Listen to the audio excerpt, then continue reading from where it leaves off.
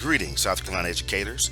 My name is Rodney Evans, Education Associate here in the Office of Educator Effectiveness and Leadership Development. I will now overview Segment 5 from Evaluator Training Day 3, Slides 42 through 70. This first slide reminds your participants of when they should collect evidence. And this specific slide here, the focus is during the lesson, what the teacher says and does, and what the students say and do. In this slide, you want your participants to understand that you will be going through the gradual release model. In this model, I do it, we do it, you do it together, and you do it alone.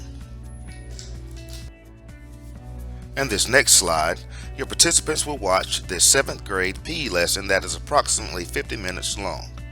As a trainer, you would want to point out that there are several hearing impaired students in the class that will have assistants signing during this lesson. On this next slide, your participants will categorize and rate the teacher from the last video on all indicators.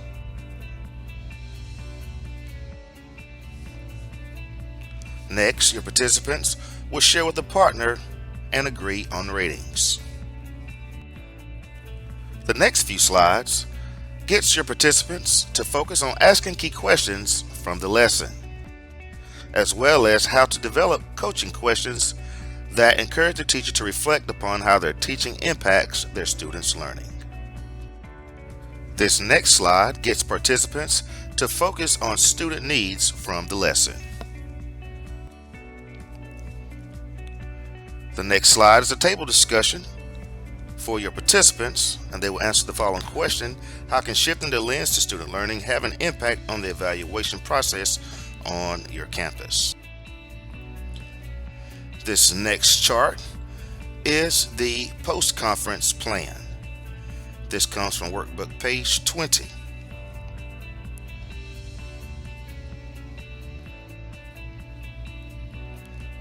Next is the post-conference and refinement plan.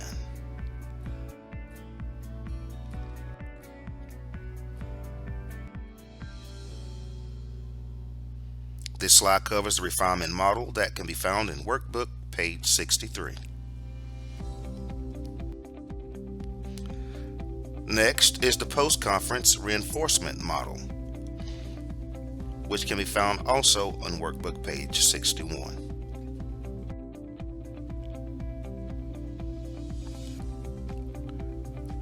In this portion of the training, your participants will take 15 minutes to write the reinforcement portion of the post-conference plan, and then they'll take 5 minutes to switch papers with a partner to give each other feedback.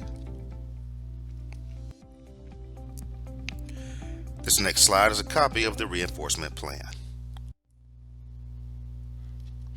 The next portion of the training will cover the post-conference plan conferencing. And this part of the training, your participants will be working in triads, and they will conduct 3 rounds of post-conferences using the post-conference plans that they developed for the 7th grade PE teacher. They will have 3 roles, one role being the post-conference leader, the PE teacher, as well as the post-conference observing coach. This person is to collect evidence and provide non-judgmental feedback.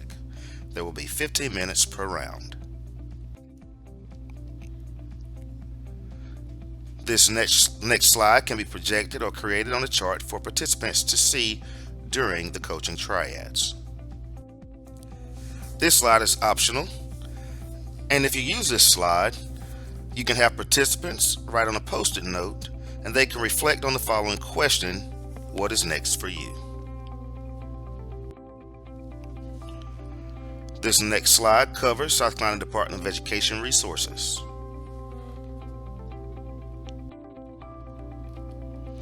The next slide covers what is required in sclead.org for reporting for classroom-based teacher evaluations.